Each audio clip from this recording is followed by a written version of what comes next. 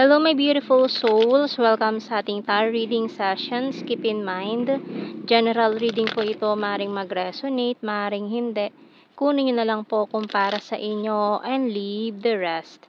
Maring mag-shift the energies or magkabaliktad ang sitwasyon. Kaya kayo na pong bahala kung saan kayo nakalugar sa reading natin. Okay, so let's see. So, we have here, Two of Cups and Three of Swords. Mukhang after ng breakup, mukhang this is it. Matatagpuan mo na yung divine counterpart mo after ng recent or yung pinakang huling heartache, breakup na naranasan mo. After that, parang ito na yung hinihintay mong partnership with this Two of Cups energy. So, tingnan natin. We also have here the Queen of Swords and Temperance. And the Page of Pentacles, the Hermit card, Lovers. Tingnan mo naman ang mga cards natin dyan. Ang daming Major Arcana and the Six of Wands. Okay, so tingnan natin yung bottom card. Wow, the High Priestess. So may mga specific signs tayo dito ng strong Sagittarius, Virgo, Gemini, Pisces. Ayan. So, tingnan natin anong message ng Archangel natin dito kasi mukhang the search is over. So, hindi, parang darating na tong hinihintay mo. Okay. So, we have here, clear your space. So, bago siya dumating sa buhay mo, kailangan mag-clear na ng space para may space ka for this new person. Kumbaga, kailangan mo na mag-delete ng mga message kasi no space for new message ka na. Di ba? Parang yung lang dating phone 3310, 'di ba? Pag puno-puno na siya, kailangan mo na magbura ng messages para may space ka para ma-receive mo itong darating na person or bagong darating na message, 'di ba? So nakakahinayang magbura ng mga quotes, 'di ba?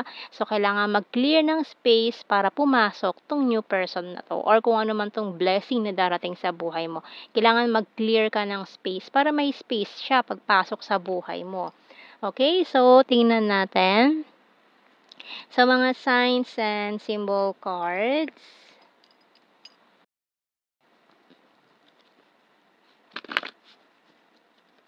And at the same time, kung may mga hinihintay ka rin na promotions, rewards, or kung ano man tong hinihintay mo about sa matagal mo nang ginawang project, matagal mo nang ginawa na parang naghihintay ka ng outcome, maaaring kung board exam, ganyan, or kung ano man ito, mukhang darating na rin yung resultang hinihintay mo. So, we have here the luck, money, ayan, may good news, tawag na hinihintay mo, phone call na hinihintay mo, broom, knife, and lighthouse.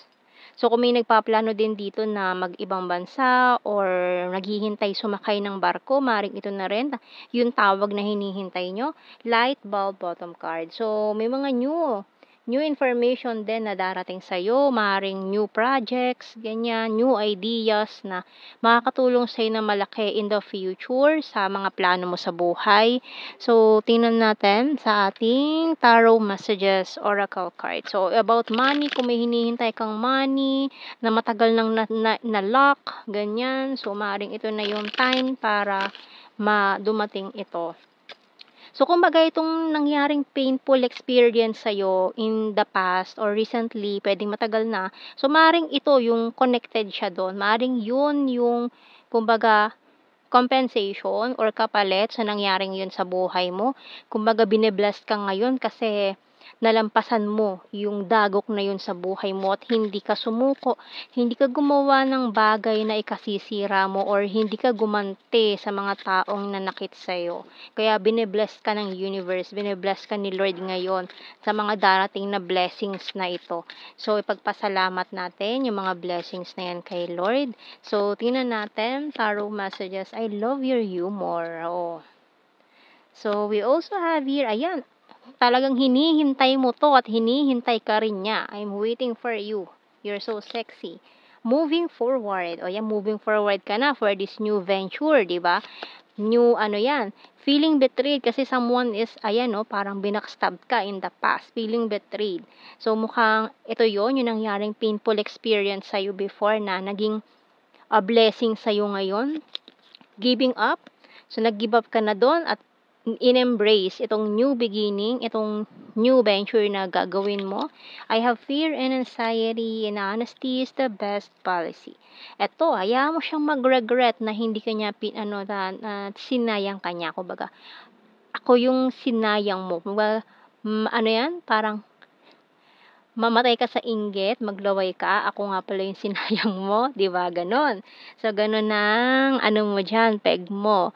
So, hayaan mo siya maghabol at 'wag mo nang hayaan na, ah, tanggapin mo pa ulit 'tong taong 'to or magpauto ka na naman sa kanya, 'tong taong nanakit sa'yo before. Kasi ito na, dumarating na yung blessings para sa'yo. Kasi kumbaga yung taong yon ang nagba-block ng swerte mo. So, nung nawala siya sa buhay mo, parang nawalan ng bara. So, continuous na yung pasok ng blessings. Kumbaga naitapon mo na yung basura, 'di ba? Para siyang basura na na inilabas mo sa bahay, tapos dumating na yung blessings or bagong package na hinihintay mo, may space ka na for that new gamit na darating, 'di ba? So yun, nung itinapon mo yung basurang yun, so dun na darating yung blessings. Kumbaga siya yung namba-block ng blessings mo, eh. Ngayon, ayan, sunod-sunod na ang blessings mo dito. So, tingnan natin, more messages natin dito and hayaan mo siya magsisi sa mga nangyari sa ginawa niya sa'yo. Kasi it's a blessings in disguise, ika nga.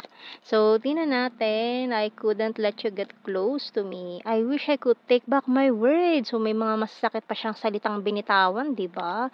I'm starting to understand our connection. I left you before you could leave me. O, di ba, inunahan ka pa.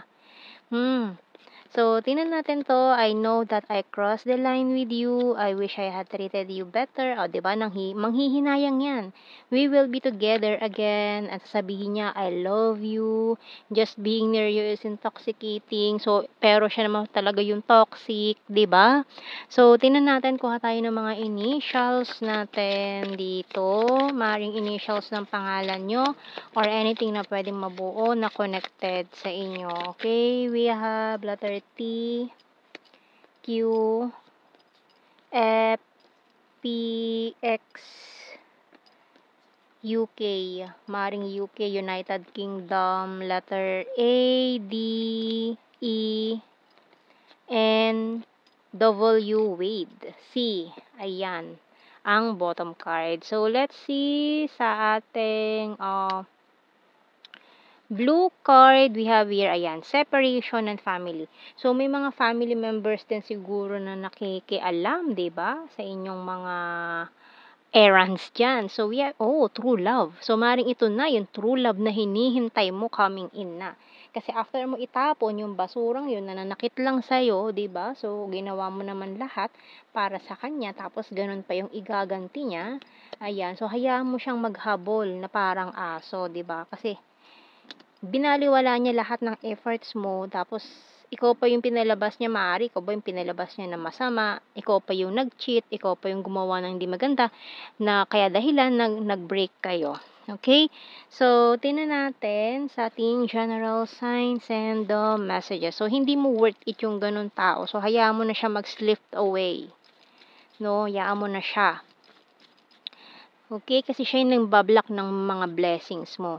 Soulmate, ayan, kung naghihintay ka ng soulmate, ayan na, we have here September, ngayong September, parang ngayong September na yan, magkita kayo, mag-meet kayo, makilala mo siya. We also have here, sweet and popular, gorgeous, South PH, responsible, number 2, air sign, Gemini, Libra, Aquarius, funny and travel. So, maaaring magkakilala kayo during travel, ganyan, twin flames, And August, smart, very loyal, and very serious. Di ba? Loyal na, seryoso pa. So, yan ang mga kailangan in a relationship. So, umiwas na lang sa mga plastic persons dyan na nangaali-aligid, naninira, mga maaaring ang hirap kapag family member yung mga ganun, di ba? So, we also have here Mindanao, Gemini, number 7, skin tag, amazing, chaser, and full of charisma. So, yan, taong yan, maghahabol yan sa'yo. Hayaan mo siya maglaway dyan. Di ba? So, ito, ipakita mo sa kanya na, oh, 'di ba, ito yung sinayang mo, ngayon hindi ka nakawalan. So, yan ang ating reading, my beautiful souls. Thank you for watching. Take care and God bless. See you in our next reading, guys. Bye-bye.